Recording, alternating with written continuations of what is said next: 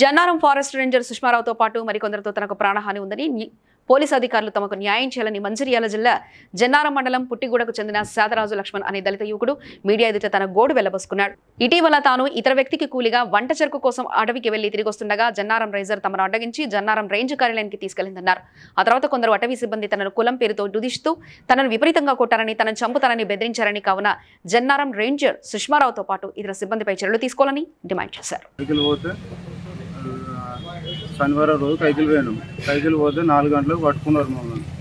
పట్టుకుంటే రేంజర్ వచ్చి పట్టుకున్న వాళ్ళే సార్ ఎక్కించుకొని వచ్చిండు నన్ను ఇక్కడికి ఎక్కించుకొని వచ్చిన వాళ్ళే ఎక్కించుకొని వచ్చిగా సంతకాలు తీసుకున్న వాళ్ళే వెళ్ళిపోరా మీరు రేపు రారా, ఇద్దరు కలిసి రేపు రారి ఇలా ఓర్రా అన్న వాళ్ళే వెళ్ళొచ్చినాం. వెళ్ళొచ్చిన వాళ్ళే మళ్ళా నిన్న మంగళవారం పోవాలి.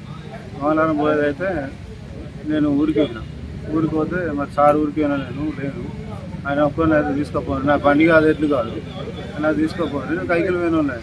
అదే సారు అట్లా తీసుకేసి చెప్తాను అనుకుంటా కొట్టు, మళ్ళీ అల్లం సార్ తీసుకుని కొడతా వారా నీకు అంత జాము ఉందారా అనుకుంటా కొట్టు బాగా దొరుకుతాడే కొట్టింది. రేంజర్ మేడం చెప్తాను అంటే మేడం కొట్టుమన్నదిరా అని. మళ్ళా ఒకరోజు నేను ఎడ్లు మేపుతాను. ఇది వారి మీద చర్య తీసుకోవాలని, ఫారెస్ట్ సిబ్బంది మీద చర్య తీసుకోవాలని మనం కోరుతున్నాము. ఒకవేళ చర్య తీసుకోవాలని ఎడల మనం ఆందోళన చేయడానికి కూడా మేము సిద్ధపడతాము అని కూడా తెలియపరుస్తున్నాను. మరి ఇది కూడా దీన్ని ఖండిస్తూ మేమందరం ఆయన పక్షాన మేమందరం పోరాడానికి సిద్ధంగా ఉన్నాయని తెలియపరుస్తున్నాను. Please like and share, subscribe to BCN Telugu News.